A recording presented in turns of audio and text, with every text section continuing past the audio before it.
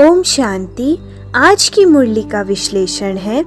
आज की मुरली में शिव बाबा ने हमें वह अद्भुत बोध कराया है जिसे समझकर आत्मा सदा के लिए जीवन की दिशा और लक्ष्य को पहचान लेती है। बाबा ने याद दिलाया, तुम्हें कौन पढ़ा रहा है।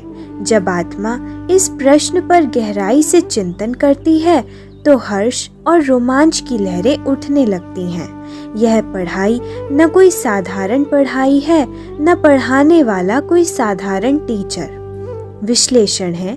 पहला, स्वयं भगवान टीचर। सोचो, हम किससे पढ़ रहे हैं। कोई मानव नहीं, कोई मुनि संत नहीं, बल्कि साक्षात परमात्मा। यह ज्ञान हमें स्वर्ग का मालिक बनाता है। ऐसी पढ़ाई को छोड़ना सबसे बड़ी भूल है। जब स्वयं भगवान शिक्षक हों तो पढ़ाई में उत्साह, समर्पण और श्रद्धा स्वाभाविक होनी चाहिए। दूसरा, निश्चय बुद्धि की पहचान, एक बाप का सहारा। हमें पूरा निश्चय हो चुका है, हम इस जन्म में वह ज्ञान ले रहे हैं जिससे डबल सिरताज बनेंगे। जैसे बच्चा माँ बाप को छोड़कर और किसी के पास नहीं जाता, वैसे ही हम आत्माएं भी बाप के अलावा किसी और में आकर्षित नहीं होती। सच्चा निश्चय वह है जिसमें बाप के सिवाय कोई और पसंद ना आए। तीसरा है साइलेंस का शक्तिशाली बल।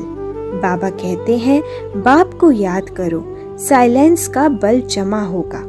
यही बल आत्मा को सतो प्रधान बनाता है और हमें विश्व विजयी बनाता है। जितना गहरा योग, उतनी आत्मा की उड़ान और उतना ही भविष्य का ताज। चौथा है, यह है अद्भुत ज्ञान। यह ज्ञान वह है जिसे जानकर आत्मा को पता चलता है कि हम कौन हैं, कहाँ से आए हैं और कहाँ जाना है। यह वह राजयोग और ज्ञान है जो सृष्टि चक्र के गुप्त रहस्यों को खोलता है।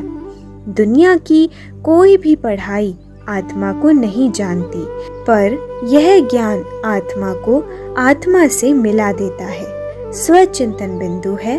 पहला, क्या मैं हर पल यह अनुभव करता हूँ कि स्वयं परमात्मा मुझे पढ़ा रहे हैं? क्या इस स्मृति से मेरा जीवन दिव्यता से भर गया है?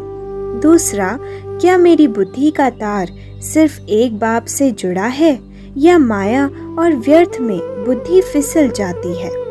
अच्छा, ओम शांति।